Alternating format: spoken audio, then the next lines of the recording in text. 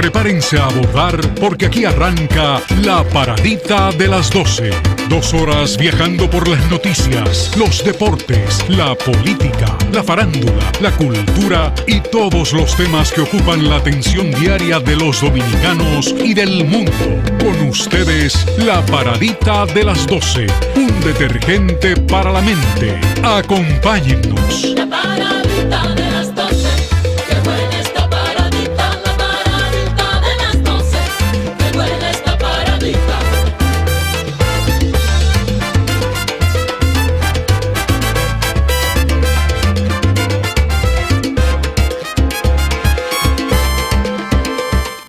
Saludos, buenas tardes, bienvenidos a la Paradita de las 12, como siempre, un gran placer poder entablar este contacto permanente con todos ustedes de lunes a viernes, de 12 a 2 de la tarde. Un placer saludarles, un placer servir contenido que aspiramos resulten del agrado de todos ustedes. En la plataforma Zoom de la Paradita de las 12 está hoy de manera inusual nuestro hermano Ezequiel Molina, a quien damos la bienvenida y saludamos. Buenas tardes, Eder. Buenas tardes a todos los amigos de La Paradita. Ezequiel. Es inusual la hora, Es inusual la hora. Que estoy entrando. Sí, correcto. El día es el preciso. La hora es siempre 1 de la tarde, pero hoy voy de 12 a 1. Especiales, vamos a hacerlo a partir del mediodía. Molina, sacándote un poquito de tus temas que son de orden económico, me gustaría preguntarte ¿cómo tú enjuicias esto de darle unos carnets fronterizos a los haitianos que cruzan diariamente por la frontera a trabajar en el país y que no tienen aspiraciones de quedarse, entran y salen? ¿Qué te parece esa idea? Mira, cada país tiene su realidad. Yo soy una persona que se ha expresado muy claro en cuanto al tema de relaciones dominico-haitianas. Y he tratado de hablar claro porque la gente tiende después a crear a uno de que como si uno fuese un racista o un xenófobo. Y no una cosa ni la otra. Racistas no podemos ser porque nosotros somos también mulatos, tenemos raza negra, o sea, tenemos una mezcla, somos lo que llaman no mestizo. Y en el caso de la xenofobia tampoco, porque nosotros no somos gente, ni yo tampoco, gente violenta, de ninguna manera, y rechazo ningún tipo de extranjero. Sin embargo, en el caso de Haití, como es un país que es un país fallido, definitivamente, sí es que se cataloga en este momento como país, hay que estar claro con las relaciones y tener una frontera muy vulnerable. Por más que la quieran blindar, solamente se podría blindar si hay un muro. Y yo estoy a favor del muro. La gente cree que el muro es para alejar a los haitianos de nosotros. Es al contrario. Es para que se organicen ellos y para que nos organicemos nosotros. Ellos lo necesitan más que nosotros, el muro, para fines de control aduanero, de control social. Ahora, la realidad nuestra es que los haitianos tienen un problema de documentación. Ellos no están documentados ellos. Entonces, ahí hay un problema en la carnetización. ¿Cómo lo vamos a carnetizar? ¿Con el nombre que nos digan ellos o con el nombre que ellos nos demuestren? Si nos demuestran un carnet, entonces ya ellos están documentados. Si están documentados, no necesitan carnet. Si nosotros tenemos entonces el proceso de carnetizarlo, basado en registro de huellas dactilares o del iris del ojo o cualquier otra seña que tengamos, y le damos un carnet, yo estoy de acuerdo en que estén de una u otra manera con algo, porque mientras tanto parecen personas nómadas sin ningún tipo de documento y al final tú no tienes ningún control. O sea, la carnetización busca un control. Lo que hay que saber si esa carnetización está hecha bajo los rigores de migración. No de migración del Departamento de Migración nuestro, de lo que es una migración. Porque tú no puedes carnetizar a una gente que no tenga una legalidad. Entonces, si yo le voy a dar legalidad por el carnet, yo creo que estamos mal. Porque el carnet no puede ser lo que da legalidad a la entrada. El carnet puede ser que le dé una formalidad a qué función él va a hacer aquí. Pero tiene que ser a partir de una documentación. Y los haitianos, la mayoría, no están documentados. Creo que no quiero criticar la carnetización, sino qué proceso se está usando para carnetizarlo. Una foto y el nombre de quién. Porque yo puedo poner ese mismo nombre con otra foto. Violación de carnet los hay hasta en los Estados Unidos. Eso se ha visto siempre. Ahora esa ha sido una de las preocupaciones que han comentado, que han analizado y que han expuesto algunos comunicadores que siento que hay mucha vulnerabilidad en ese proceso de carnetización. Hay mucha vulnerabilidad. Y después que está carnetizado ya no le puede poner la mano, no lo puede sacar porque ya está carnetizado. Ya no son ilegales, ya no son irregulares. Pero, ¿qué vas a hacer? Pero si hubo mucha irregularidad con las personas que venían a estudiar, las becas que se otorgaban para que estas personas vinieran a estudiar y la renovación de las mismas, que se hacían prácticamente automáticas, una cantidad enorme de gente que ya no era estudiante, que descontinuó los estudios, que seguían teniendo ese documento. Por tanto, la falta de rigor con que el país controla estas cosas y esa tendencia de los haitianos a prostituirlo todo, a dañarlo todo, garantiza que ese documento no va a tener el mejor de los usos. Ahora, también volvemos al mismo déficit de información y de consenso que tiene el gobierno. Si seguimos con ese mismo déficit, viendo el mismo déficit, no es posible que el gobierno se despache carnetizando a los haitianos cuando es un tema tan sensible. Ese tema es demasiado sensible y debió llevarse o al CES o a un fórum o a una discusión más amplia y explicarle al pueblo cómo es el proceso. La noticia se produce, Ezequiel, casi en el momento en que se están haciendo, que se ha anunciado que se van a entregar los carnets. No, a partir de que lo están dando. Pero hay un detalle.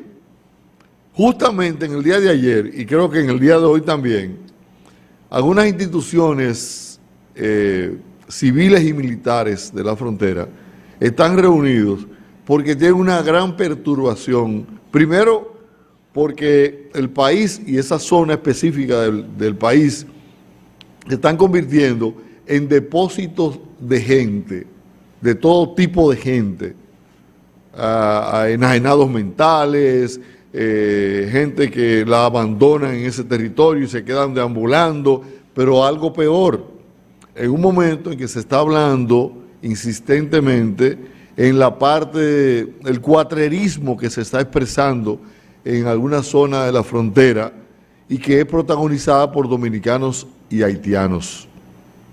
Exacto. Que también es un ingrediente a tomar en cuenta y es un factor perturbador en la zona. ¿Cuánta seguridad tiene el sistema de carnetización como para que no sean vendidos? Para que no sean emitidos sin ningún tipo de normas respetables. O sea, ¿cuáles son? O sea, no ha habido una información clara. O sea, si se quiere, la gente fue sorprendida con esto. Entonces, lamentablemente, están buscando también un asunto de que comencemos con una campaña en contra, y tal vez no está mal, pero hay que una campaña en contra porque volvemos a lo mismo. Hay déficit de información, y no puede ser, son temas muy sensibles, entonces no lo están entendiendo. Yo así personalmente, yo vuelvo y te digo, no estoy en contra del proceso de carnetización, o sea, de carnetizar. Lo que me cuesta trabajo es saber cuál es el proceso, dónde está la seguridad de este pueblo para que no entren todos los haitianos que quieran entrar. O sea, yo si yo soy haitiano, me presento en la frontera, me da un carnet, ¿cuáles son los requerimientos? Ah, no, espérate, hay que tomarte una foto, hay que comprobar que tú te llamas así. Ah, pero si ya yo compruebo que me llamo así, ya con el documento que yo te presento yo puedo entrar. Dame un permiso, como se está entrando, ve, compra y vuelve, porque tú no tienes permiso para andar por Dajabón, después para Montecristi, después para Santo Domingo, porque con ese carnet pueden estar en el territorio dominicano. Claro, claro, es un carnet de permanencia. Pero claro, te estoy dando ya yo te estoy regularizando. Pero si eso fuera una cosa, digamos, simple, en la frontera con México hay una cantidad importante, me parece que por la zona de San Diego, hay una cantidad importante de gente que entra y sale todos los días a Estados Unidos, que trabaja en Estados Unidos. Y hay algunos de Estados Unidos a México que se devuelven. Sí. Ahora, esa gente está debidamente documentada. Tienen su pasaporte, que son extranjeros y todo eso. Exactamente. Pero a partir de ahí, entonces, yo con este carnet, ¿qué tanto derecho tengo?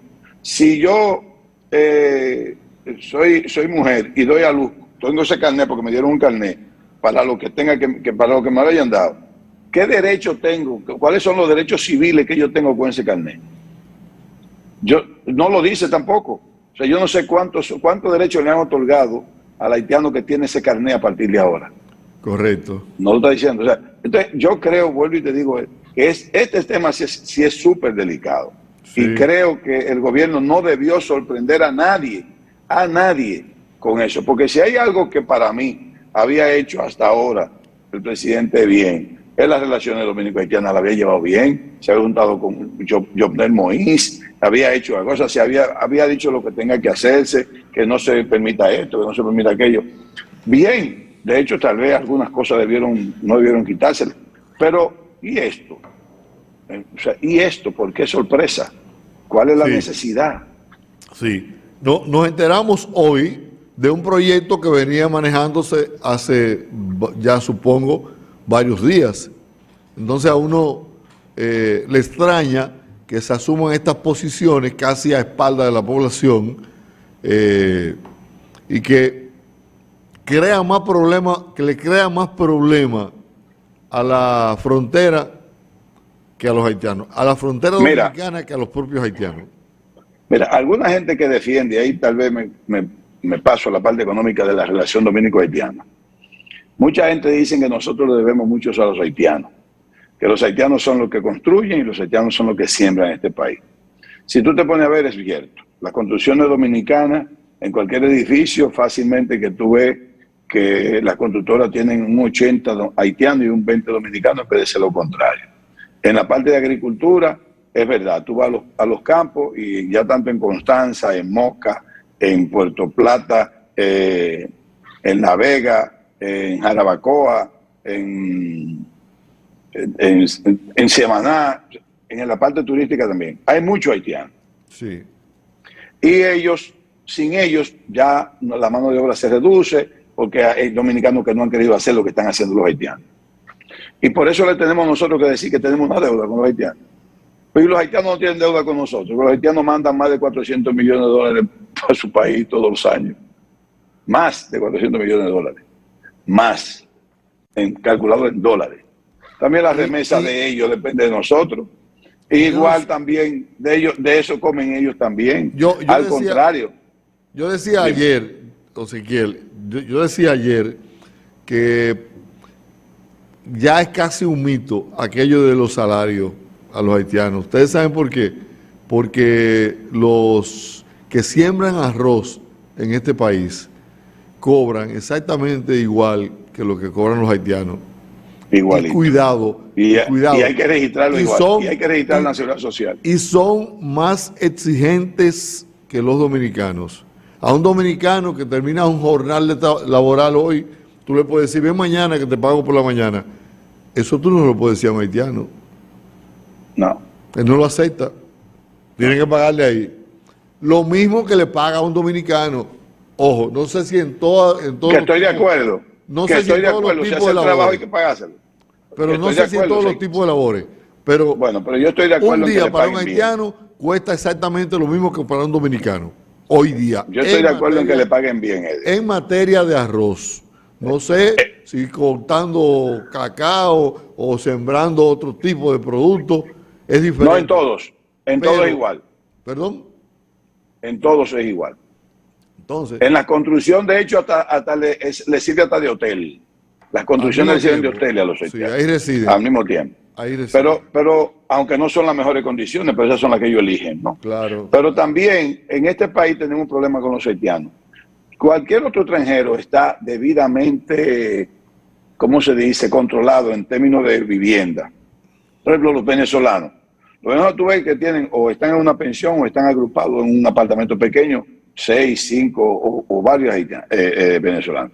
Pero ¿qué sucede con los haitianos? Ellos se agrupan por barrio y son casi impenetrables. Perdón. Si no, pregúntenselo al pequeño Haití que tiene Punta Cana. Sí, A ver si la perdón. policía entra, a ver si entra, a ver si hay un policía que puede entrar y si los haitianos no quieren. Es que Aquí en la 27 de febrero hay un barrio haitiano que no hay quien entre ahí. Pero ¿y cuál es el miedo? el gueto que forman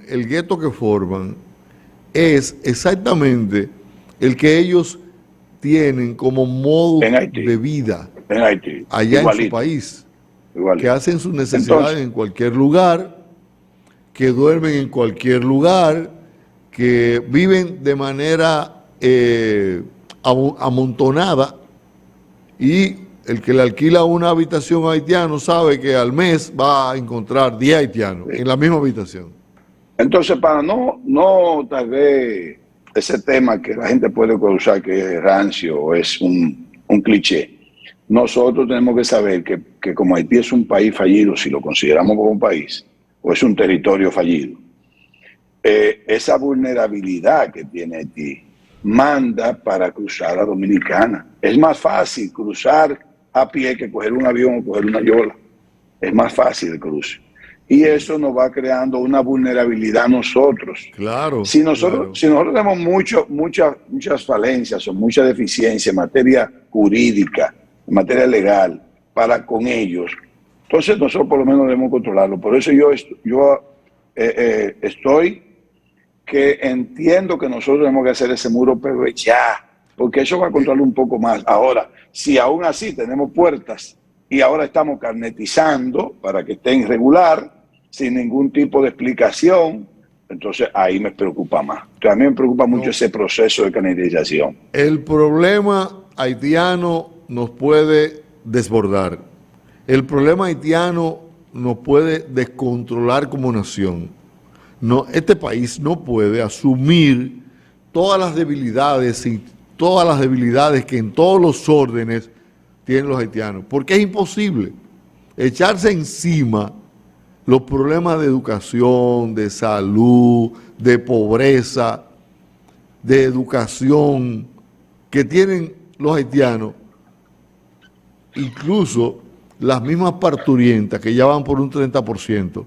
Eso es imposible. Esta economía no resiste eso. Sin embargo, hay muchos dominicanos que siguen abanderados de la idea de que debemos ser generosos con los haitianos, flexibles con los haitianos, abrirle la puerta a los haitianos de manera, digamos, natural, sin que haya ningún tipo de norma, y que esto sea así, a la franca. De todas formas, eso es imposible. De todas formas, la solución socioeconómica o sociopolítico-económica de Haití, no podemos nosotros estar ajenos a ella. Nosotros tenemos que contribuir con esa solución que será a largo plazo, eso es seguro, pero nosotros no podemos dar la espalda a la solución haitiana. Estamos ahí. Ahora, que seamos nosotros los que vamos a solucionar eso, no. Pero sí tenemos que estar inmiscuidos en la solución. De cualquier manera, que no sea la vulnerabilidad de la soberanía, la vulnerabilidad de nuestra nacionalidad y la vulnerabilidad de nuestros derechos civiles que puedan ser invadidos por extranjeros, para llamarles así a ellos. Y ese es que los problemas de tu vecino te atañen, aunque tú no quieras. Entonces, por tanto, es como tú señalas, el país debe ser, digamos, un canalizador de soluciones. Claro. Ahora, no debe ser la solución. Otro tema que yo dije en el año 2012, que viajé a la frontera muchas veces entre el 12 y el 13, Desde que yo vi la realidad de la frontera, yo en los medios que tuve chance de hablar, dije, nosotros tuvimos un error histórico.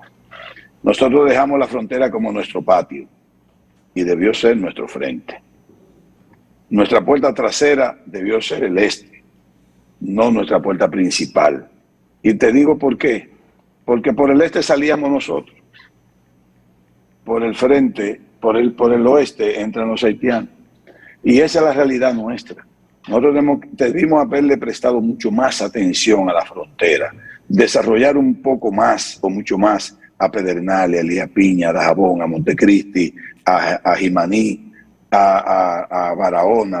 Esa zona debió estar totalmente desarrollada en materia de educación, entretenimiento, producción, industria. Debió haber ahí, haber habido ahí un desarrollo industrial, comercial, mucho más fuerte que todo el resto de la isla. Porque de una u otra manera, no importa que los haitianos crucen a trabajar para acá. Aquí debimos haber hecho lo que ha hecho Costa Rica, aunque lo ha hecho de aquel lado también para poderse aprovechar un poco también de las leyes del HOP, que es un acuerdo que tiene los Estados Unidos con Haití y creo que con otras islas. Pero debió haber un desarrollo industrial, que los haitianos vivan también cerca de nosotros ahí y crucen como es México con Estados Unidos. Que correcto, cruzan diario, trabajan, se ganan su dinero y se lo llevan para su país. O sea, gastan. Y ahí sí mismo en Haití debió haber un desarrollo social de ese lado, donde los haitianos vivan cómodos. Porque de ese lado, Eder, si tú has ido, tú puedes confirmar eso. De ese lado son chozas pequeñas de 16 metros cuadrados, donde viven 16 personas, donde no hay ni baños ni sanitarios. O sea, son condiciones infrahumanas. Yo vi a los haitianos comiendo galletas de barro. Yo vi a los haitianos defecando en el piso, en las calles. O sea, vi haitianos descalzos, sin ropa, sin ningún tipo de condiciones sanitarias. O sea, eso no debió pasar nunca en nuestro país y debimos haber trabajado desde el año 2000, del año 1930, donde sea, del 1800, de hecho, hasta hace 70 años, Haití era un país tan rico como nosotros.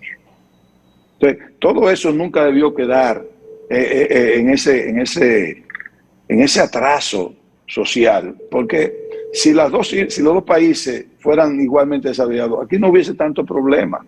El problema lo tenemos ahora porque nosotros tenemos un Producto Interno Bruto que es 1000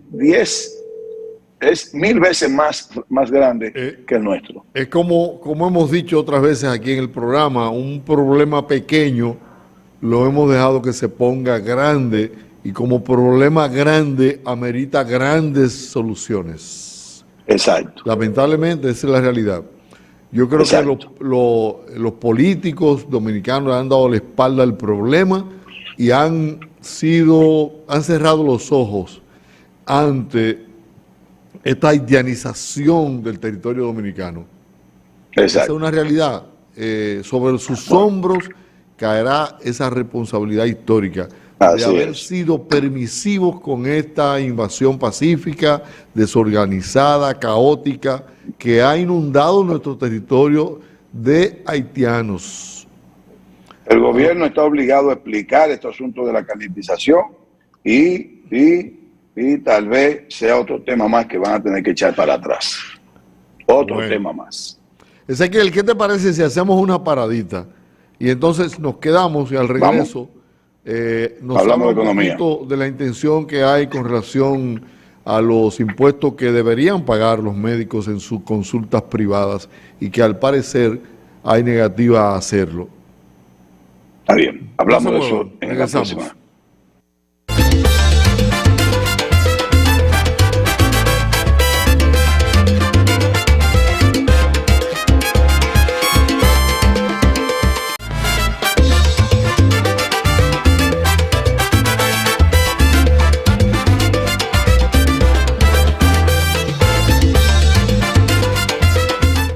Continuamos aquí en la paradita de las 12 conversando con Ezequiel Molina sobre temas de interés temas diversos, sobre todo aquellos que conciernen a la economía del país. Ahora, dejamos en el tintero, Ezequiel, el tema relacionado con los médicos y aparentemente hay la intención de ponerlos a tributar en sus consultas privadas y ya comienza el rechazo a esa intención. ¿Qué te parece? ¿Eso es factible? Bueno, ¿Es prudente? ¿Es, digamos, oportuno? ¿Es conveniente? mira, eso fue eso estaba en el paquete de la reforma fiscal que el gobierno tenía pensado someter en el Congreso para fines de su aprobación y que tal vez iba a ser aplicado a mediados de este año o a principios del año 2023. Eso fue una de las cosas que yo objeté porque eso afecta a uno de los derechos fundamentales, que es salud. Los 4 derechos fundamentales para mí del ser humano, y en este caso el dominicano, es salud, educación, alimentación y vivienda. En este caso de cobrar impuesto a la consulta, no es correcto porque se está grabando al paciente. El médico va a pasar eso para el paciente cuando es al consulta. O sea, si en vez de yo cobrarle, si yo soy médico y te voy a cobrar a ti 3,000 pesos, ahora te voy a cobrar 3,000 pesos más ITEVIS o más el impuesto que se apruebe, un 10, un 5, un 20, yo voy a decirte a ti que me dé 3,600. 3,600, yo te voy a exigir un documento y el doctor, me imagino, va a hacer una especie de reporte de cuánta consulta tuvo, cómo las cobró. Entonces sucede que además hay que creerle, va a ser, si se quiere, ¿cómo se dice? Fe pública, por así decirlo, porque yo te puedo decir que a ti te cobró 3,000 y a otra persona le cobró 2,000, o va a tener que estandarizar su consulta, pero al final lo va a pagar el paciente. Lo que yo sí entiendo que el gobierno tiene que saber, cuáles son los médicos que están registrados todos, tienen sus consultorios, hacen sus consultas y además llevarlo a que declaren su ingreso anual o su ingreso mensual y paguen impuestos por eso, porque si cualquier empleado privado que gana a partir de 34,000 pesos ya tributa, si el médico gana 200, 300 o 400,000 pesos, ¿por qué no vas a pagar de eso? O sea, está recibiendo un ingreso que no está pagando ningún tipo de impuesto. No sé si eso pasa con todos los médicos, no sé cuál es el control que tiene Impuesto Interno, pero lo que tienen que ponerle a pagar impuestos por sus ingresos, como todo el mundo. Pero por una consulta es al paciente que están grabando. Entonces eso es injusto.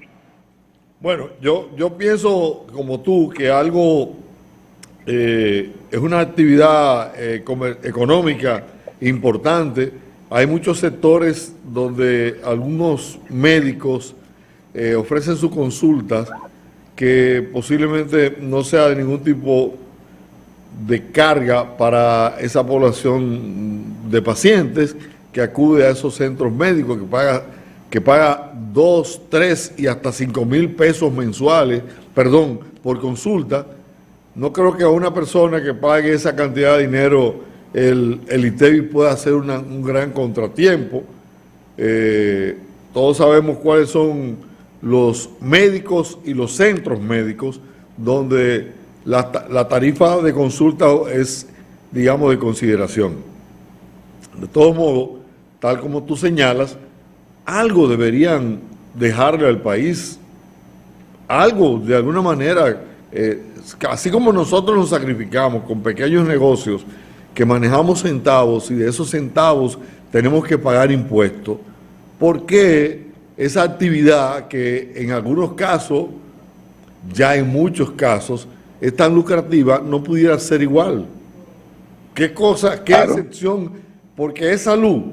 Bueno, pero es salud, pero los niveles de costo que se mueven No. entre consulta y tratamientos son costos. No, porque lo que yo digo que no, la propuesta no es que se grave el servicio de salud, se grava el ingreso del médico como profesional.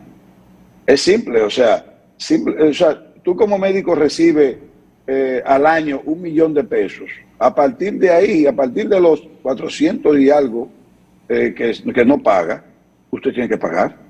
Hay que pagar. O sea, después de 400,000 pesos tiene que pagar. Y salió precisamente hoy la escala que dice, el que gana, perdón, el que gana más de 150,000 pesos mensuales paga el 25% de la diferencia entre los 34,000 que están desgravados a los 150. Paga el 25% de 116,000 pesos, más 79,000 pesos en el año. O sea, te dividen 79,000 pesos entre 12, te lo ponen una carga mensual y te ponen el 25% de 116. O sea, viene pagando como unos 30,000 y pico de pesos mensuales, más o menos. O sea, ¿por qué entonces un médico que gana 400 mensuales, 300 mensuales, 100,000 mensuales, no puede estar pagando impuestos sobre la renta? Tiene que pagarlo obligado. Ahora, la consulta, si el médico le dicen va a pagar 20% de la consulta, se lo va a cobrar el paciente. Claro. Entonces yo también para ir a un médico también voy a pagar un 20% adicional. Estoy de Eso acuerdo. es imposible.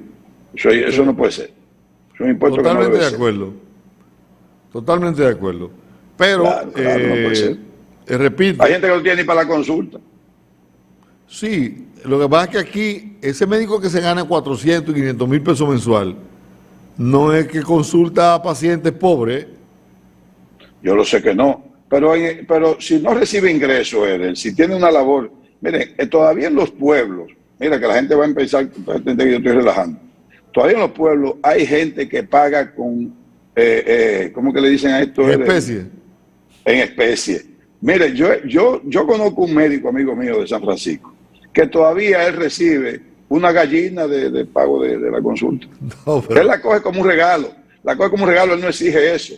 Pero la señora o el señor va con la gallina para que el médico lo atienda porque él no tiene cuánto para pagar. Él no se lo exige, él dice, no, pero no tiene que traerme eso. Pues ya lo dejan ahí la gallina y ya se la coge. Pero con eso es que le paga. ¿Se entiende? O sea, sí. La consulta no se puede pagar. Y hay médicos que reciben menos, hay otros que reciben más. Lo que hay que hacer es honesto. Como buen dominicano, declare lo que usted recibe. Aquí hay médicos, una cantidad importante de médicos que ni aceptan pagos con tarjeta, Exacto. ni toman ni con seguro. Y es en efectivo. Exacto. Que hay que pagarlo. Y caro. En efectivo. Y caro. Y sé de otros, de cirujanos, que antes de ponerse los guantes para hacer la cirugía, hay que depositarle en una cuenta el costo de la cirugía. Pero todo eso se puede seguir, porque todo lo que tú, el movimiento bancario tuyo, o tu riqueza, ¿cómo tú la justificas? Si yo no tengo en impuesto interno el registro de que lo que tú recibes es 1,000,000 de pesos al año, ¿cómo es que tú tienes una casa de 20 millones de pesos? ¿Cómo tienes una casa de pero no hay vamos? No hay que irse muy lejos. Si ha sido imposible establecerlo con los políticos, con los médicos menos.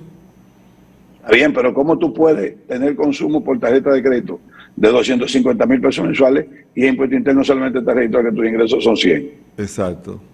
Sí. No sé cómo tú lo puedes justificar eso. Si tú no eres dueño de empresa, no lo puedes justificar. Yo lo que entiendo es que si yo en mi pequeñito negocio, que apenas me da para vivir, yo tengo que pagar de mis ingresos, de lo que yo me gano, un 18%, porque todo el que produce dinero no puede hacerlo. Digo, no quizás no en la misma proporción, quizás no en la misma proporción, pero no demonicemos la clase médica para que el Estado vaya un poquito más desahogado y pueda hacer más cosas. Sí, pero no demonicemos la clase médica. No estamos diciendo que los médicos no pagan impuestos. Lo que estamos diciendo es que si el gobierno cree que en la clase médica hay evasión, que busque los mecanismos para que no la haya. Pero exacto. La solución no es grabar la consulta. No grabar. La consulta no, como tú bien señalas. No la puede grabar. Porque al final la va a pagar el paciente. Claro. Y cuidado si la paga el médico después. No se sabe cómo es que la va a liquidar. No, y puede hacer caso que la pague el paciente y el médico no lo pague. Eso es lo que te estoy diciendo. ¿Cómo la va a liquidar el médico? Sí. ¿Cómo es que la va a liquidar? Tendría que tener un sistema contable. O sea, yo no le veo sentido. Vamos, Ezequiel, ¿cómo anda la inflación? No, el último dato de la inflación de enero no lo tengo. Pero igual, eso no va a bajar por ahora. La inflación en República Dominicana como en el mundo tendremos que acostumbrarnos. Yo sí sé que las autoridades monetarias están trabajando hasta lo que la gente no entiende para que esa inflación sea controlada.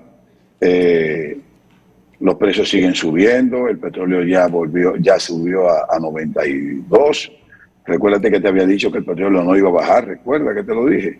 Sí. Hace como 6 meses que dije, miren, ya eso se acabó, dije que el petróleo se va a vender, eso no vuelve a estar tan fácil. Veremos tal vez el petróleo bajito dentro de un año, pero este año no lo despinta nadie que el petróleo vamos a arrancar a más sobre 90. ¿Y si somos dichosos, sobre 80. ¿Y los fletes? Los fletes tanto bajan un poquito como vuelven a subir, porque ahora los combustibles le van a pegar al flete marítimo también. Sí. O sea, sí. Antes era la demanda, ahora también son los fletes, el combustible. O sea, ¿Hasta dónde, Ezequiel, puede un gobierno asimilar los incrementos de costos tan onerosos como el del barril de petróleo? ¿Hasta dónde eso es factible? Mira, es factible tanto como el gobierno tenga calculado que puede haber una ingobernabilidad. Si hay algo que crea mucho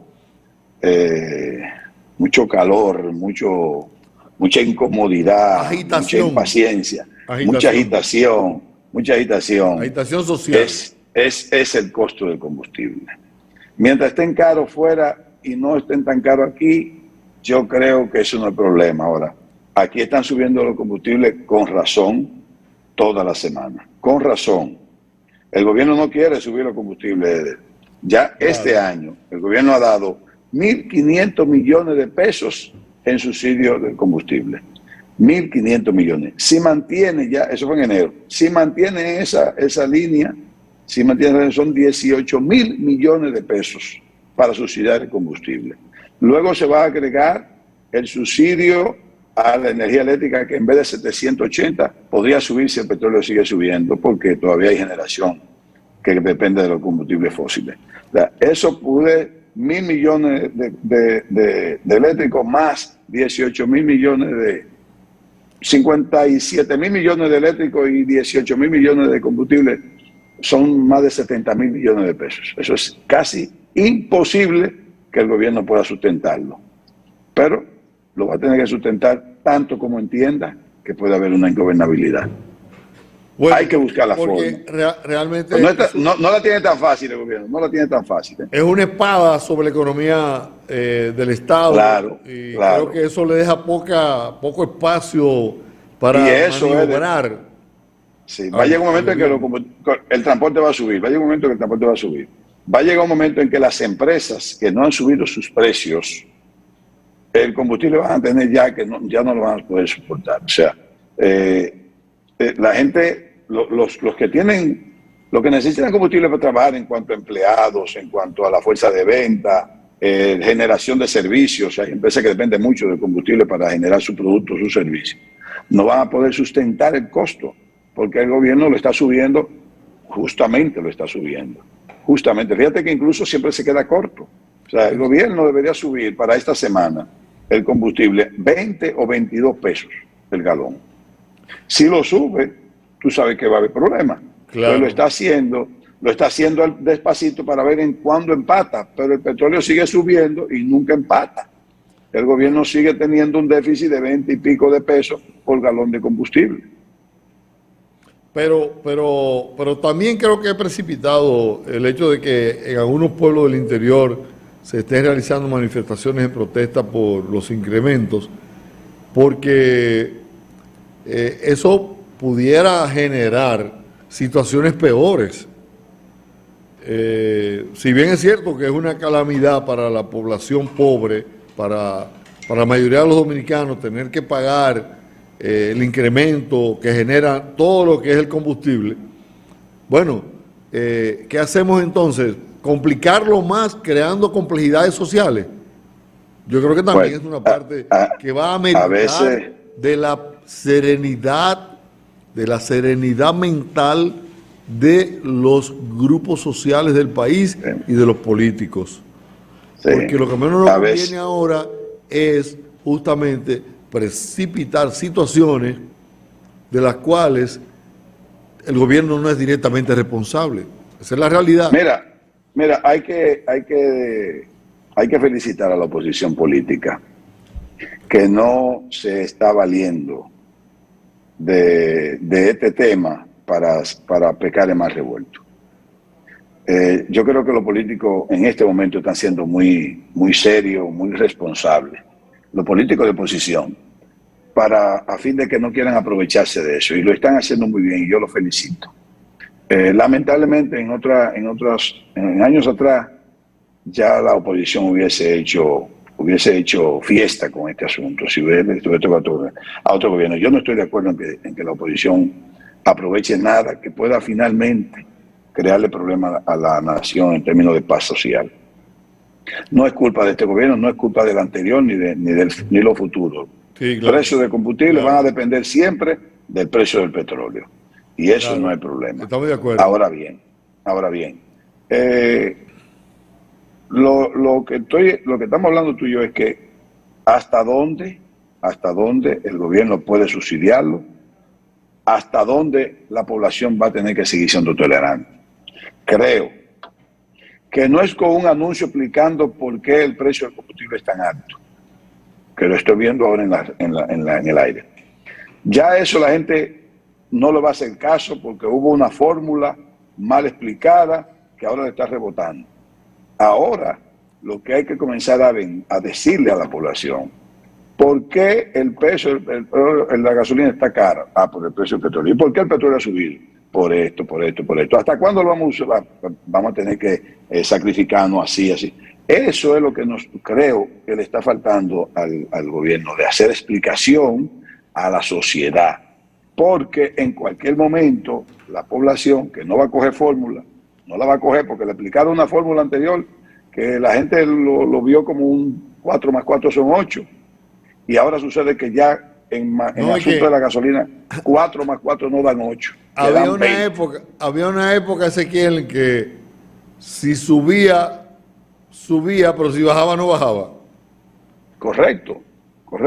Pero también es así mismo, o sea, vimos en años anteriores que bajaba. La gente después decía, no baja tanto como sube. Bien, siempre se busca una excusa. Pero lo que te digo es que ahora con formulaciones, explicando, mira, este es el gravamen, este es el valores, este es el margen de los distribuidores, este es el margen de los mayoristas. No. Esa no es la explicación que va a querer el pueblo ahora. Ya el pueblo sabe que eso hay.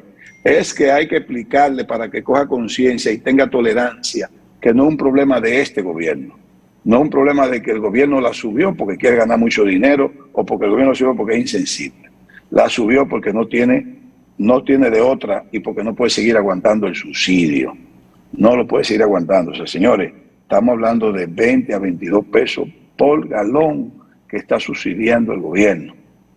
Eso no tú aguantas, eso no lo aguanta el gobierno. En una ocasión, y sumado a la energía eléctrica. En una ocasión se planteó sincerizar más el asunto del costo, porque al parecer en el negocio de los combustibles intervienen muchas manos y cada mano obtiene beneficio de esa operación. Entonces se habló en una ocasión de buscar la manera de simplificarlo para que sobre ese precio, sobre ese costo, no hubiese tanto beneficio. De todos modos, también se ha hablado de que parte de la deuda se pagan con los beneficios del combustible, no sé qué parte... Con los impuestos. No, hombre, los impuestos del combustible se suman a todos los ingresos fiscales y se cumple con lo que tenga que cumplirse en materia de deuda y en materia de gasto corriente y de inversión social. Eso ya está sumado todo. No hay. Lo único que se saca del combustible que todavía está vigente son 2 pesos. 2 pesos que se le pasan para después renovar la flotilla de transporte de los sindicatos. Pero no que eso fue lo que estaba hablando el senador, que no le han dado ni un ponchele. Que no se lo dan, no lo pasan. Que no se lo han dado, pero está ahí como parte de una resolución o un decreto. El asunto está, Eder. ¿Pero a cambio de qué se lo vamos a dar a los sindicatos de choferes? ¿A cambio de qué? A cambio de un voto político. Entonces, no es de otro. Esos son reclamos que en estos momentos ni se pueden soñar que puedan hacer Sí. los transportistas, los sindicatos. Bueno, mira, si la gente se queja del margen de 20 pesos a los distribuidores, que son a las bombas gasolineras, o sea, por cada galón que vende una estación de combustible se gana 20 pesos. Y uno dirá, pero eso es mucho dinero. Pero yo le voy a decir algo, porque yo recibí, tú sabes que uno como tiene que hablar en los medios, uno tiene que hacer preguntas a gente que no te vayan a manipular con la información.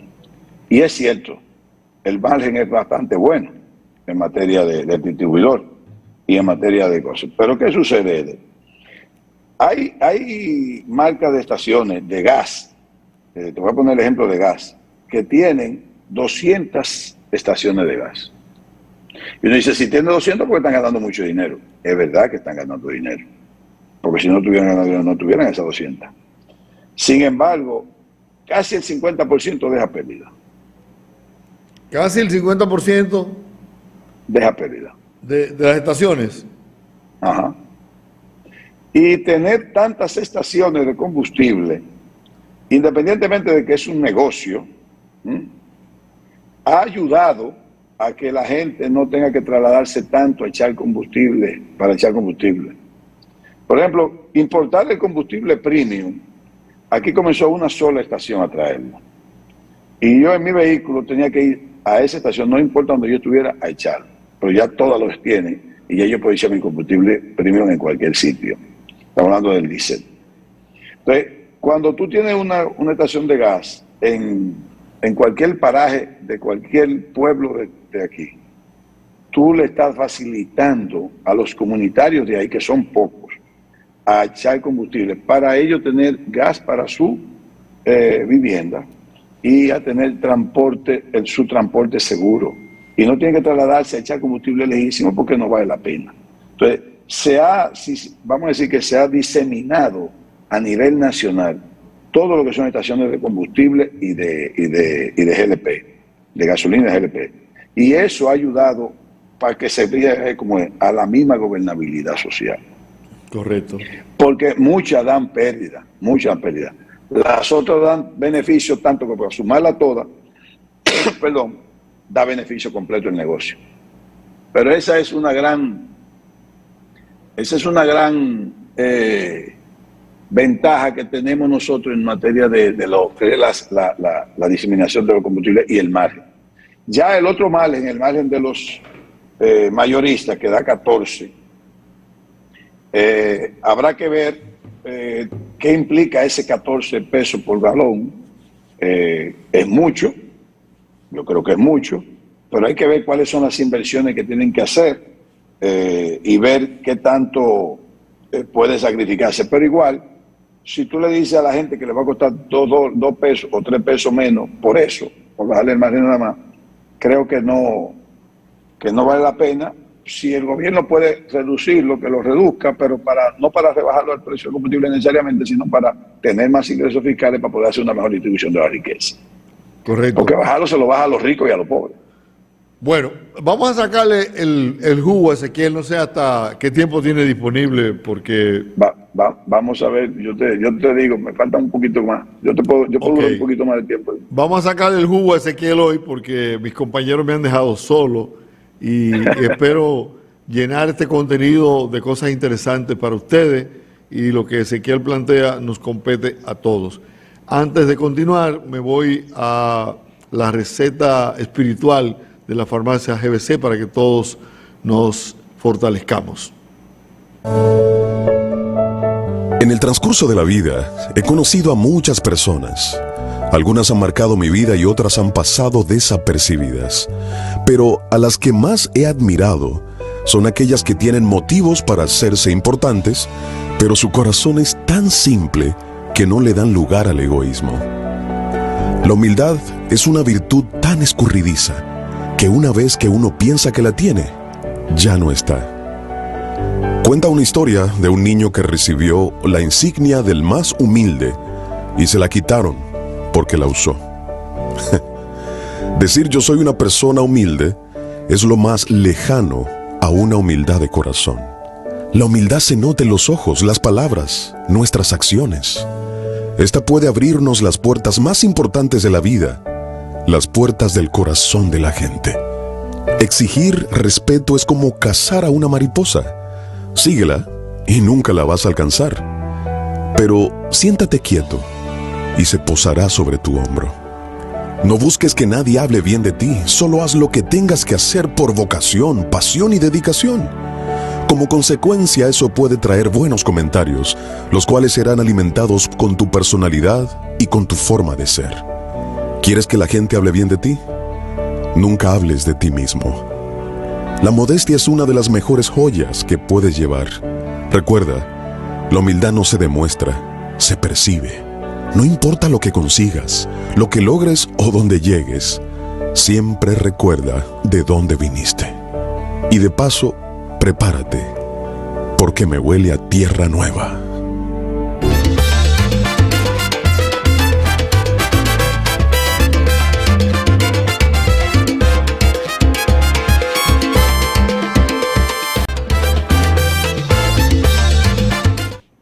Bueno, vamos a continuar con la paradita de las 12. Tenemos teleaudiencia en la distancia. Desde Barcelona nos escribe Edel José y nos pide que saludemos a Fina y a Nerea. A ambas dedicamos el programa de hoy. Le damos un abrazo y con ese abrazo recibimos también en nuestra plataforma Zoom a Viviano de León, quien se une a esta conversación con Ezequiel Molina y un servidor. Adelante, Viviano, ¿cómo estás? Gracias, Eder. Aquí haciendo un esfuerzo porque de verdad que los muchachos son malos, te dejaron solo. Yo tenía un permiso, sí, pero aquí estoy porque siempre es interesante estar en la paradita y quiero saludar a ese público de aquí y de allá que siempre está atento porque nuestro contenido siempre es variado y es interesante esta conversación que te escucho sostener con Ezequiel, un hombre que siempre está actualizado respecto a la economía nacional. No sé, Eder, si puedo hacerle una pregunta de entrada a Ezequiel. Adelante. Escuchaba que estaban hablando de los combustibles, ¿verdad que sí? Y hablaba de este intento que está haciendo el presidente Luis Abinader de enviar un proyecto al Congreso Nacional para modificar esta ley. Quisiera conocer de parte de Ezequiel cuáles son las expectativas y qué podría generar esto ante la población, si habría ciertamente alguna variable positiva para los consumidores. Mira, la ley está establecida ya de hace bastantes años. Recuerda que esa ley fue reformada en los gobiernos del PLD, creo que fue comenzado con Hipólito. Y están establecidos los márgenes. No sé cuáles son las cosas básicas en que el gobierno quiere modificarla. Me parece que hay algunas cosas que resolver, que son los márgenes, creo que van a afectar los márgenes, y también lo que son las exenciones. Hay muchas empresas que tienen exenciones del ITEVIS, del combustible que paga ITEVIS. Creo que las valores no lo van a quitar, pero sí el ITEVIS. Y hay mucha gente muchas empresas, te doy una, la Barri, en el contrato de la Barri está la exoneración del impuesto del combustible. Creo que toda la modificación viene por ahí, Viviano, viene por el asunto de los impuestos y de los márgenes. Creo que básicamente esa es la variación que va a hacer el presidente. No conozco si hay algunas otras más importantes en ese sentido, pero creo que por lo que más le interesa al gobierno es por el asunto de los impuestos, que tal vez o quitarla y dejarle eso en beneficio del consumidor, o quitarlo y dejarlo en beneficio del Estado. Yo estaría de acuerdo, y que me disculpen los consumidores, yo también lo soy, en que se quede en beneficio del Estado para que haya una mejor recaudación y que pueda haber tal vez un presupuesto más equilibrado, que no haya tantos déficits fiscales y una mejor distribución de la riqueza. Ezequiel, Ok.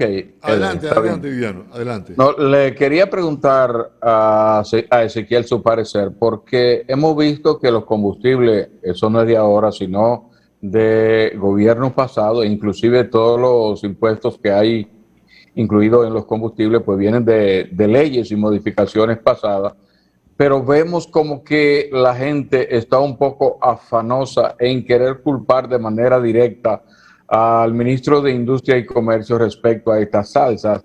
¿A qué atribuye tú, Ezequiel, esto que está ocurriendo en estos momentos? Al boomerang, es un boomerang. Eso fue un tema de campaña de él, donde él le explicó muy populistamente y con datos imprecisos, hizo un manejo político de la fórmula de precio del combustible y eso lamentablemente se le devuelve boomerang. Usted habló de fórmula, usted prometió que los combustibles iban a bajar y los combustibles no han bajado. ¿Por qué no han bajado? Porque el petróleo está caro. ¿Por qué el petróleo está caro? Eso no es culpa nuestra. Son problemas geopolíticos y problemas de demanda y problemas de seguridad fiscal de los gobiernos que producen petróleo. Pero eso él no lo explicó así. Él dijo que el gobierno anterior era el culpable de los precios del combustible. ¿Y ahora? ¿Quién es el culpable ahora?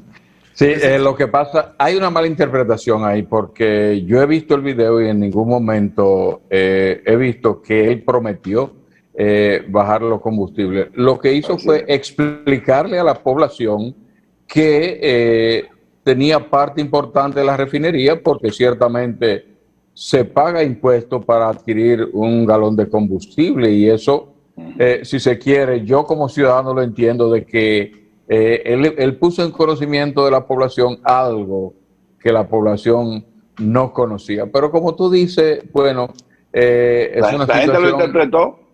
Lo interpretó, ese es el asunto. Es un asunto de percepción, Viviano, un asunto de percepción. Así es, la gente interpretó que usted iba a bajar los combustibles cuando tuviera el PRM en el poder. Perfecto. Ya la gente que ahora quiere que el PRM se lo baje.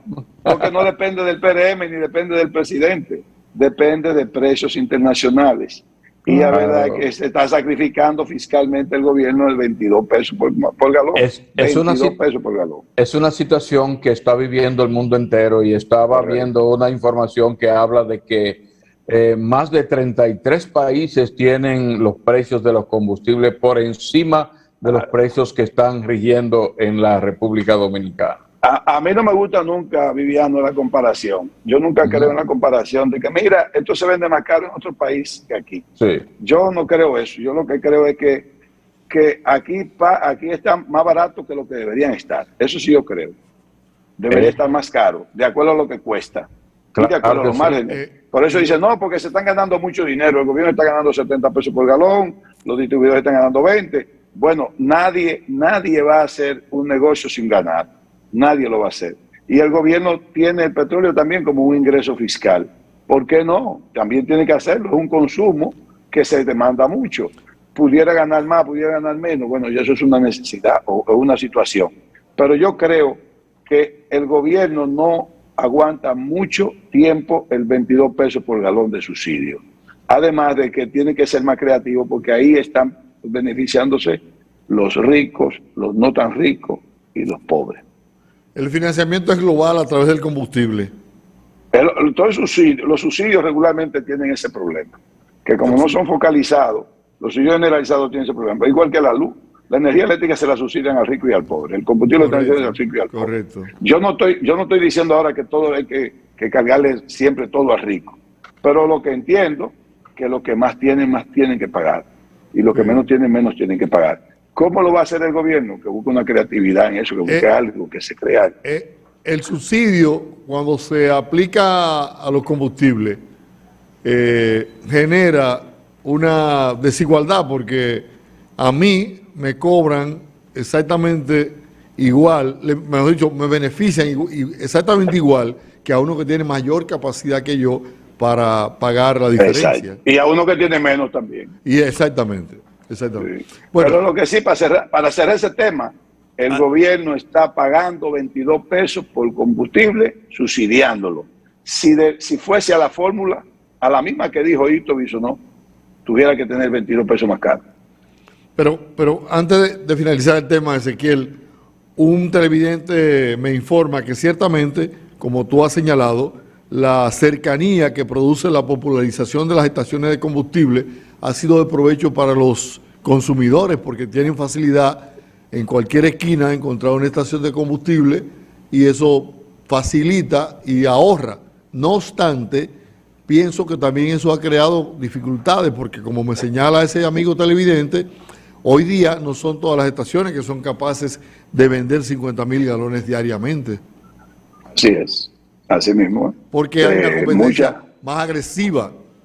Sí, así es. Y por eso te estoy diciendo que la operabilidad de ellas da pérdida, en algunas da pérdida.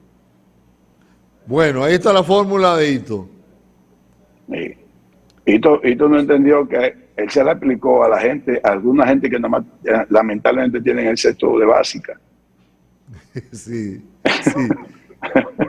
Hasta otros que no tienen ese nivel se le hace difícil. Bueno, estoy viendo ahí que se mantienen los anuncios de paralizaciones por parte del Falpo en San Francisco de Macorís. Creo que es un motivo que no desperdicia ni desaprovecha este grupo para crear situaciones de violencia en los pueblos, generar inquietud y posibilitar el hecho de que la autoridad tenga que ejercer su función, y eso a nadie lo desea. Yo invito a la clase política que se mantenga con esa misma responsabilidad que lo están haciendo, que no se aprovechen de mal revuelto con el asunto de combustible, no tienen que organizar revueltas ni protestas, porque el galón del combustible el precio del galón del combustible no depende de un gobierno, depende de este gobierno. Me gusta la idea, me gusta mantener la paz social. Creo que pueden haber otros motivos para poder, si tú quieres hacer alguna reclamación al gobierno, pueden haberlo, pero que no se agarren del asunto del combustible alto, porque eso no ayuda a nadie, ni a ellos mismos. Bueno, no obstante, señor Molina, el Falpo mantiene su paro municipal en San Francisco de Macorís para primeros días de marzo. Es un derecho, ¿verdad? Un derecho un llamado, civil. Sí, claro, es un derecho. Ezequiel, de acuerdo a los vaticinios que se hicieron a final de años pasados, ¿cómo está marchando en la actualidad, ya a la entrada del segundo mes del año, la economía nacional? ¿Qué es lo que se vislumbra a esta fecha? Mira, Viviano, si las cosas siguen internacionalmente como van, lamentablemente nosotros es posible que nuestro crecimiento lo veamos entre 5 a 4.5, 4. Tal vez ni siquiera el 6% que quieren nuestras autoridades, y ojalá que así sea. En cuanto a la inflación, yo entiendo que se va a mantener. El precio del combustible no va a bajar, no van a bajar. Si bajan a 80, para mí sería algo no esperado. Las expectativas económicas a nivel mundial, sin tener que meter el tema Ucrania, Rusia, Estados Unidos, sin eso. Hay problemas con el asunto todavía de la cadena de suministro. Los commodities siguen estando altos porque la gente tiene incertidumbre con el asunto de la inversión en las bolsas. Eso va a bajar un poco y la gente se va a inclinar más a invertir en metales y en commodities. Eso implica poca inversión, o sea, menos inversión. Recuerda que cuando hay inversión en la bolsa, hay más inversión porque hay más recursos para prestar. Cuando se hace una inversión acumulando commodity, cualquiera que sea, oro, plata, cualquier otro, eso hace un efecto especulativo y no hay inversión automática. El dinero de inversión se queda parado en especulación. En este país, lamentablemente, creo que vamos a volver a ver la tasa de política monetaria aumentada de nuevo. Es posible que la veamos antes de mediados de año a 5.75. Eso implica el dinero más caro. El dinero más caro implica menos crédito privado. Menos crédito privado implica menos inversión implica menos Generación de empleo, menos generación de empleo implica menos consumo. Eso se convierte en un círculo vicioso. Esperemos nosotros que el gobierno tenga un programa no solo monetario, sino fiscal. Tiene que haber un programa fiscal que no sea solamente subsidiar la gasolina o subsidiar la energía. Debe haber un programa fiscal donde de una u otra manera, ya sea focalizado o no, le devolvamos a la gente un poco el valor real de su salario para poder consumir. Ya hemos visto la bonanza del crecimiento y la bonanza de la estabilidad macroeconómica. ¿Por qué digo las dos cosas? La bonanza de la estabilidad macroeconómica, lo primero que genera es inversión. Cuando hay inversión hay creación de empleo, y creación de empleo hay consumo. La gente está tranquila, invierte a largo plazo, compra una casa, compra un vehículo, compra un solar, hace planes.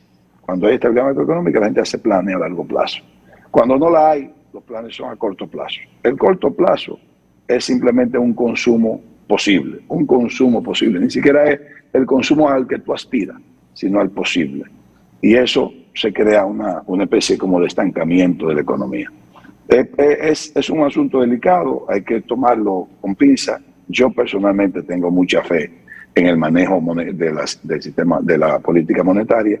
Me gustaría ver el programa fiscal del gobierno en materia de ver hasta dónde podemos mantener los empleos.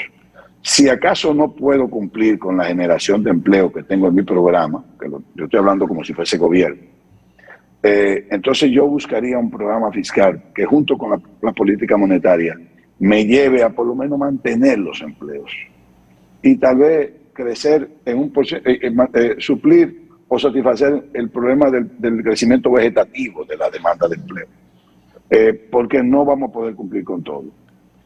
Lo importante es no perder lo que tenemos, Viviano. Lo importante es no perder el empleo que tenemos. Al escucharte hablar, entendí como que las tasas de interés van a subir. ¿Esto significa que si voy a tomar un préstamo, el interés va a ser mayor? Es difícil que tú veas ya el préstamo a 8% de interés anual. Tal vez ya te lleven eso a un 12, a un 13, un 11. Ya tal vez no te aseguren garantía de tasa de 3 años ni de 5 años. Hubo, de hecho, recuérdate, el año pasado préstamos inmobiliarios que te garantizaban hasta 10. Creo que una institución garantizó 15. Eso no lo vemos este año. Este año no vamos a ver esa oferta. Y cuando yo vaya a hacer un depósito a plazo fijo, ¿qué interés yo puedo conseguir? Te lo van a subir. Antes, creo que el año pasado cerró como un 4, 3, 5. Entonces puede ser que te lo suban a 7, ahora 6, 7, pero siempre va a estar por debajo de la tasa de inflación, por lo tanto tu tasa va a ser negativa. Viviano, saca eso mojoso. Hay un elemento que está ahí fruto de la pandemia, Ezequiel, y es lo que tiene que ver con la gran cantidad de préstamos que el gobierno, tanto este como el anterior en su final, se vieron obligados a tomar. Viene, si se quiere, la fecha, no sé si este mismo año o a partir del próximo año, en el que hay que comenzar a pagar esos préstamos. ¿Qué representa y qué significa esto para la economía nacional y para el gobierno de turno? Nosotros el año pasado, como nación, tuvimos que coger 4,000 y algo millones de dólares, precisamente porque en el programa del presupuesto, en esa ley se prevé cuáles van a ser los compromisos de pago de deuda, como tú dices, y cuáles son los requerimientos de préstamo que voy a necesitar para cumplir con esos compromisos. Regularmente, o ya tradicionalmente, desde los gobiernos anteriores, los gobiernos vienen cogiendo prestado tanto como para cubrir los compromisos de la deuda que se van venciendo.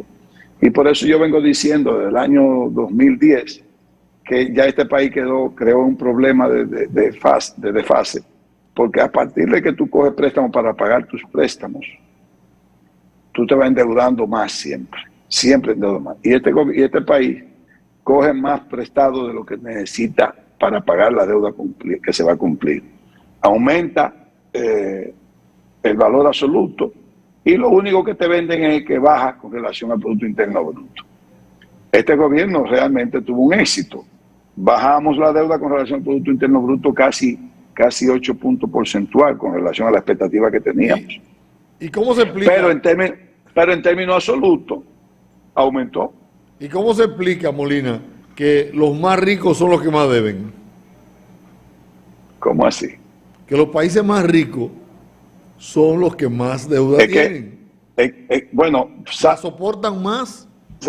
salvo Estados Unidos y uno que otros países, la mayoría de esos países, por ejemplo Japón tiene una deuda que pasa del Producto Interno Bruto, pasa del 100% del Producto Interno Bruto. Pero sucede que Japón tiene unos ingresos fiscales pero muy por encima de nosotros, para decirlo así. Y el pago, o sea, lo que incide, el porcentaje de los ingresos fiscales y tributarios de Japón para pagar la deuda está por debajo del 20%. Pero muy por debajo del 20%, creo que está por debajo del 15 o del 10%. Nosotros estamos en 34 de los ingresos. Ezequiel, ¿qué se vislumbra respecto a la tasa del dólar para este año? Hemos visto que en los últimos días, si se quiere, ha subido algunos puntos. ¿A qué se debe esto y qué se vislumbra para lo que resta del año? Al día de hoy, Viviano, han bajado. Sí. Cerró el mes pasado cerró a 57.90 y en estos momentos está a 57.50. Ha venido bajando. Sí. El gobierno ha hecho una reserva monetaria bastante robusta, como tanto para atacar la especulación. Recuérdate que por más santos que sean o por más buenos que sean los financistas, por llamarlo de otra manera, los que tienen cuarto tratan de especular, porque eso es parte de su instinto comercial y de negociante. Pero los gobiernos, y en este gobierno está igual, tienen sus informaciones, tienen sus herramientas, y con esa reserva tan robusta, saben a quién tienen que darle dinero para inyectarlo. Y a usted que yo sé cuál es el manejo que usted está haciendo, no se lo voy a dar. Y el dólar bajó ahora mismo a 57.50.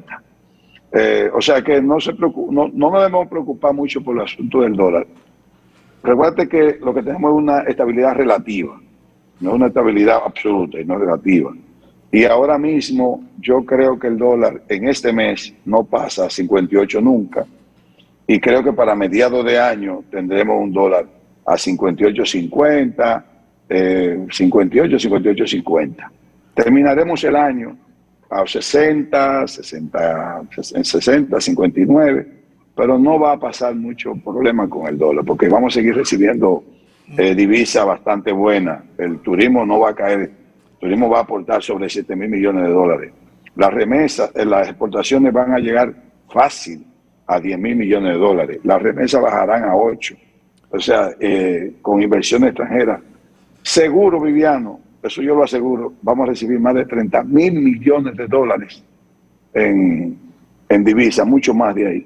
Y por eso te garantiza la estabilidad macroeconómica y la estabilidad bancaria. Molina, ¿tiene el gobierno alguna posibilidad de hacer serias revisiones de algunos subsidios que le brinda a industrias y proyectos como aliento para ir más cómodo con esa carga que representa el consumo de combustible? Mira, el gobierno debe enfocarse en hacer una política de subsidio o de auxilio o asistencia o acompañamiento financiero a todas las industrias de la República Dominicana. Este país tiene que tener una política industrial definida, y si es para exportación, más todavía. Aquí le falta todavía mucha definición a la política industrial. Deberíamos estar, porque los países, la mayoría tienen eso, nosotros no. Mira, yo recuerdo en el año 2004 que yo fui a Colombia y tuve una reunión con la Asociación de de empresas industriales que tenía tuve esa coyuntura. Y en ese momento ellos tenían un año de establecimiento de una ley donde a los industriales que querían exportar, que tenían vocación de exportación, todo el gasto para fines de buscar mercados que hacían los industriales, no los funcionarios, podían ir acompañados de un funcionario, pero no era obligatorio, donde ellos demostraban que estaban buscando mercado, que tenían reuniones con empresas que le iban a comprar sus productos. Todo ese gasto lo cubría el Estado. Todo. Cuando digo todo, es todo. Lógicamente, tú no te vas a instalar en un hotel 5 estrellas, tú no te vas le vas a presentar que tú consumiste champán, ni langosta, ni una cena tampoco, ¿verdad? Te limitaban más o menos un valor de viático. O sea, tú no vas a comerte tampoco un yaniqueque en República Dominicana, ni te vas a comer un mofongo, pero tampoco va a decir que te sirvieron una langosta porque se va a ver la factura. No podías presentar una factura exorbitante porque te daban tanto por cena, tanto por desayuno, etcétera. Pero todo te lo cubrían, te lo reembolsaban todo. ¿Aquí se ha visto eso alguna vez? Aquí eso no se ve. Aquí no hay una política de buscar mercado claro. Supe por ahí que le están dando instrucciones a los embajadores y a los cónsules, pero yo todavía no he visto el resultado de una gran investigación para buscar mercado dominicano. Las empresas industriales dominicanas, por ejemplo, las empresas de tabaco, se han buscado sus mercados ellos mismos.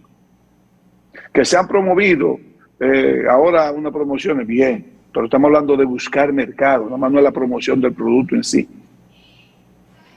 Y eso no hay una política clara de buscar mercado en materia extranjera, mercados extranjeros. Y en el caso de industrias que no son de exportación, también hay que apoyarlas. Las industrias se apoyan en todo el mundo, porque las industrias generan mucho empleo directo y empleo indirecto, y generan riqueza.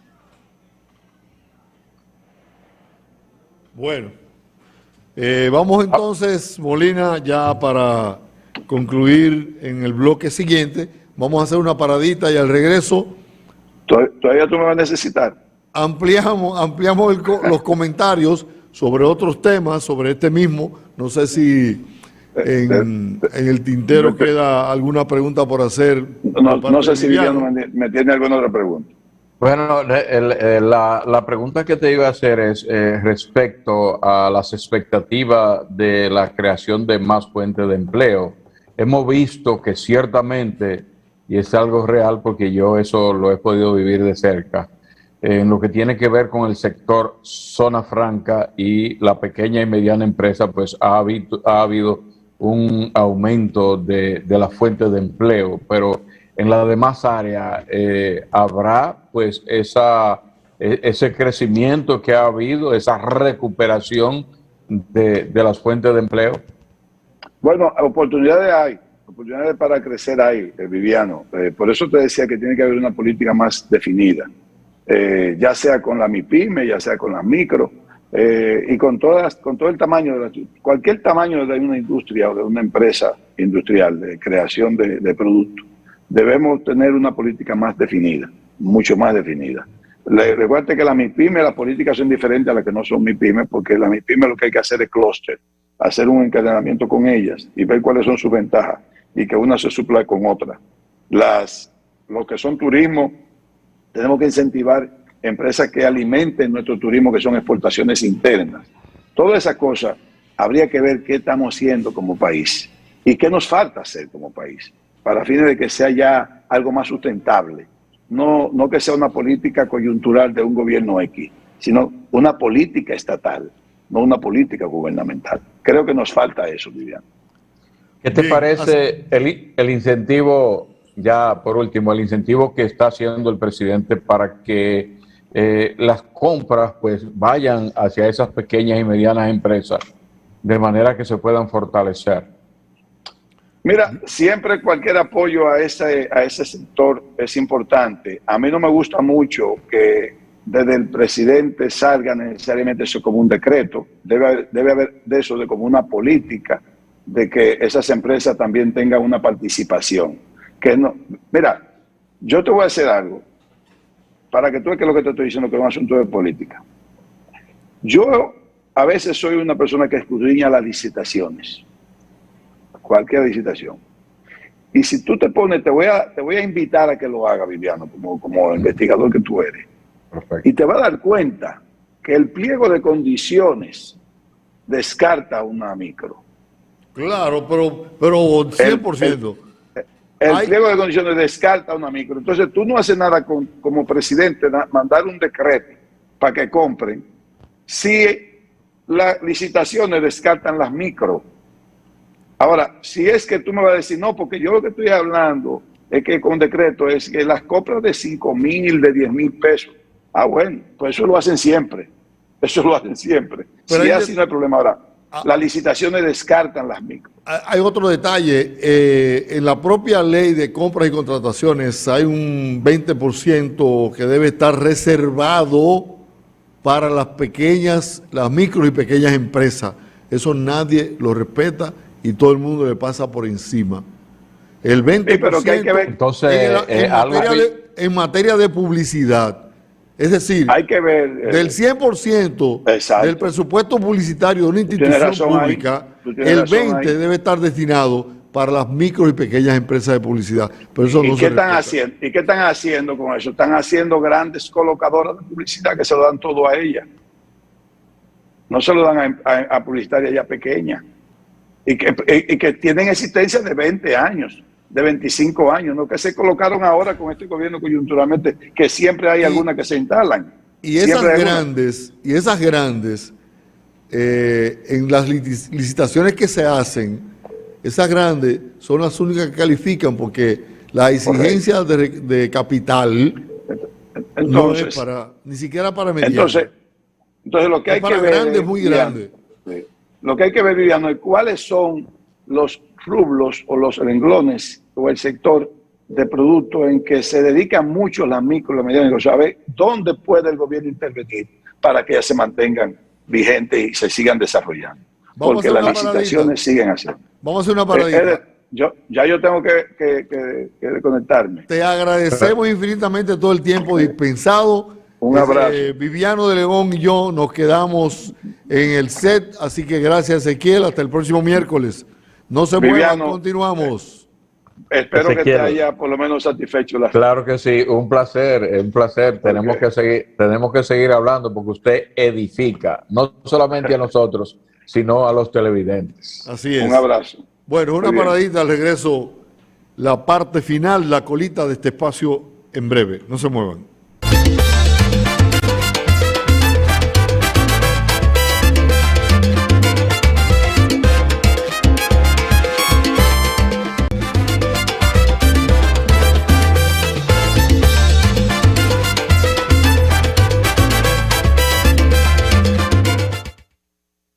Bien, estamos en la colita de la paradita de las 12 con Viviano de León y un servidor. En la parte final del espacio, ahí cuando comenzamos el programa estuvimos hablando de la carnetización que había anunciado el gobierno para la Dirección General de Migración para los haitianos que entran y salen diariamente a laborar en la frontera. Entonces, hay unas declaraciones que se han producido por parte del alcalde de Santiago, Abel Martínez, que es aspirante a la nominación presidencial por el Partido de la Liberación Dominicana, donde solicita desistir y echar ese plan de carnetización para atrás. No sé si ha tenido la oportunidad de leer la información, Viviano, pero Claro que sí, Eder. Estaba precisamente ahora mismo, estaba viendo unas declaraciones que se producen desde la Dirección General de Migración. Carlos Batista, que es el vocero de Migración, dice que en ningún momento se ha iniciado un proceso de carnetización permanente, sino que sí, él lo que está explicando, Eder, es que lo que se ha hecho es un carné que se le entrega a los comerciantes que viven de aquel lado de Haití, próximo, de aquel lado de República Dominicana, la frontera, ¿verdad? Próximo al país, un carnet para esos comerciantes que vienen a hacer ese intercambio a través de los mercados binacionales. Ellos explican que ha corrido y circulado por las redes esta información, pero que no es cierto que sea un proceso de carnetización masivo, sino que es un carnet que tienen, dicen ellos que existe y que se renueva cada cierto tiempo y que no le permite a estos nacionales haitianos pasar más acá de la frontera ni más acá de donde existen esos mercados internacionales que, como sabemos, se dan en comunidades como Dajabón, Jimaní y creo que Pedernales, no sé si otros, Eder. Es lo que he estado viendo, unas declaraciones que ha dado Migración, que ha salido de inmediato al frente a estas informaciones que han circulado respecto a este proceso de carnetización. A juicio del alcalde de Santiago, se trata de un acto ilegal legalizar a los extranjeros del vecino país que no cumplan con los requisitos que manda la ley y la Constitución de la República. No sé si ya tenemos ahí el corto. Vamos a ver qué dijo Abel Martínez. Precisamente hoy, 9 de febrero, a 200 años de la ocupación haitiana en República Dominicana, queremos advertir y hacer un llamado al gobierno para que desista del plan de haitianización de la República Dominicana. Este plan que ya lo ha anunciado el gobierno con la carnetización ilegal de los haitianos que no tienen documentos en República Dominicana y que habitan en toda la frontera dominicana. Eso es un acto ilegal, legalizar haitianos que no cumplan con los requisitos que manda la ley, que manda la Constitución, que precisamente está reservada en su artículo 93, letra G, al Congreso Nacional. Llamamos a las autoridades de migración y al gobierno central que preside el honorable señor Abinader a que desistan de esta práctica. Eso es haitianizar el país y es inaceptable desde todo punto de vista.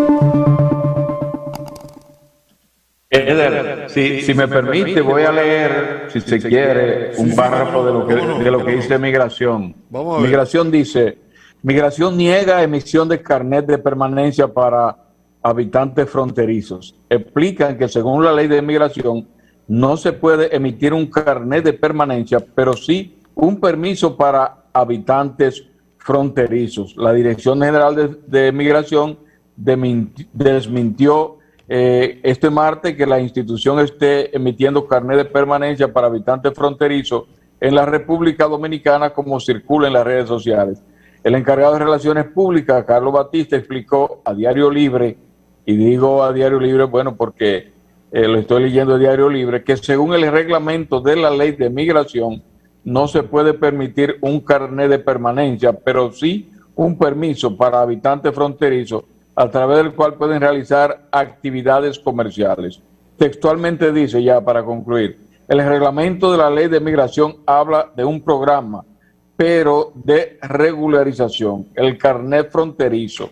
El carnet fronterizo es para comerciantes en Haití que vivan en la frontera, que puedan entrar al área fronteriza a comprar y volver hacia Haití. Eso dice Eder, el vocero de migración. Yo entiendo que con esta situación hay que tener mucho cuidado porque es muy fácil, después de que un haitiano está en la República Dominicana, coger para donde le dé la gana.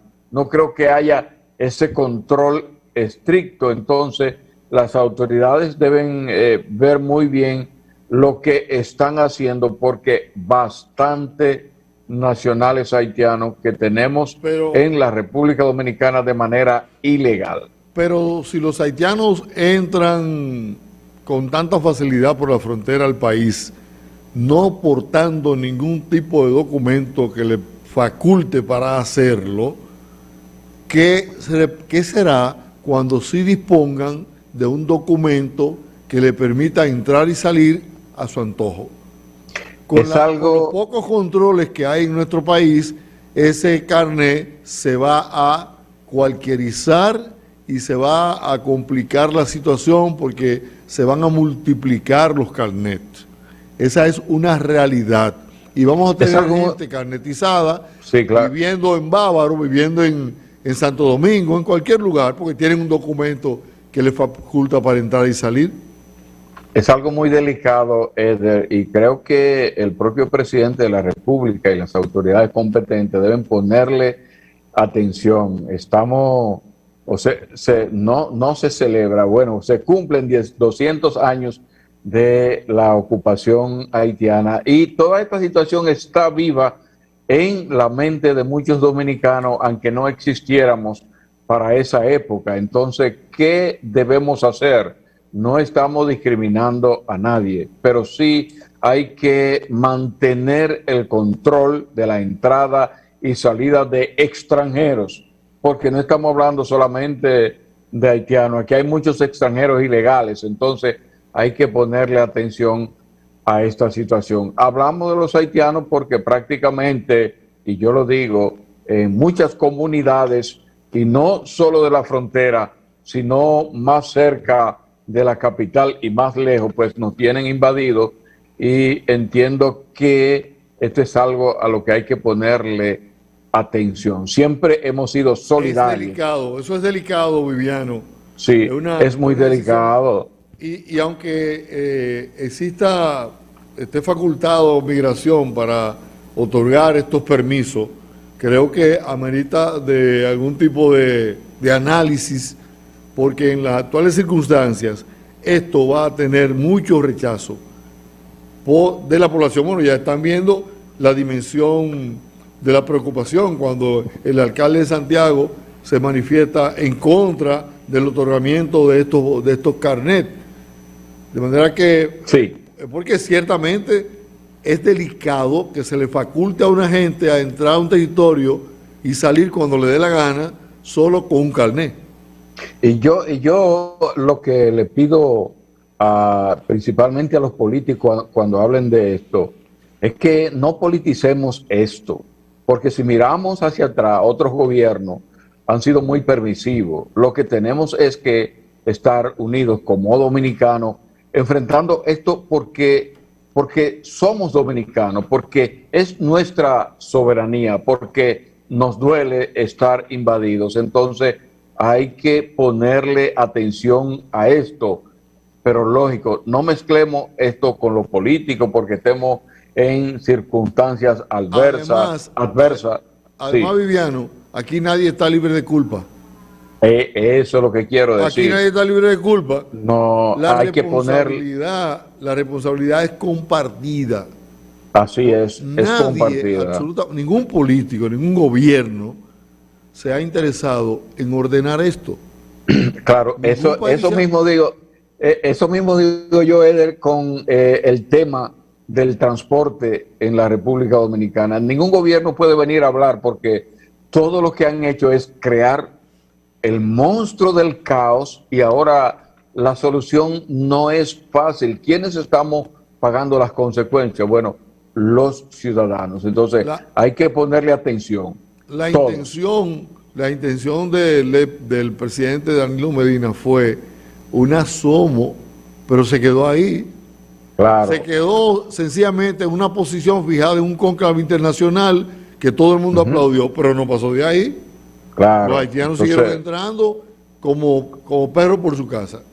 Claro que sí, y gastamos miles de millones de pesos tratando de llevar a cabo una regularización que no nos correspondía, porque solo en este país se ve que se implementa un plan para invertir miles de millones de pesos para regularizar nacionales de otra nación cuando esto le corresponde a su nación de origen. Bueno, este tipo de cosas, en vez de facilitar, lo que hace es que empeoran, porque claro no hay sí. una política seria con relación a los haitianos. Tenemos que defender el territorio, tenemos que ordenar el tránsito de todo extranjero por nuestro país, que sepamos quién es, dónde vive, en qué condición vino, etcétera. Pero no podemos darnos el lujo de que todos los días sigan entrando gente que nosotros no sabemos quiénes son. Claro, y que deambulen por la calle. Sí, como, no puede haber tampoco privilegios, Eder. O sea, el extranjero alcalde, es extranjero. El alcalde de Dajabón decía que nuestro país, y sobre todo esa frontera, se ha convertido en un depósito de enajenados mentales, de niños, de envejecientes, de delincuentes, etcétera, etcétera. Bueno, ahí está el tema, ahí está el problema, hay que ponerle atención, migración, que diga la realidad sobre este tema y que se empeñen, y las tropas que tenemos en la frontera, que ahí se está gastando un dinero grande, que se pongan en lo que tienen que ponerse y que todo aquel que entre en complicidad sea separado del cargo que tenga, sea de las filas militares o sea un cargo en cualquier entidad o institución del gobierno que tenga que ver con el control en la frontera. Nos vamos y regresamos mañana a la paradita de las 12. Gracias, Viviano, un placer saludarte y tenerte aquí desde nuestra plataforma Zoom. Buenas tardes, buen provecho para todos y hasta mañana. La paradita de las 12.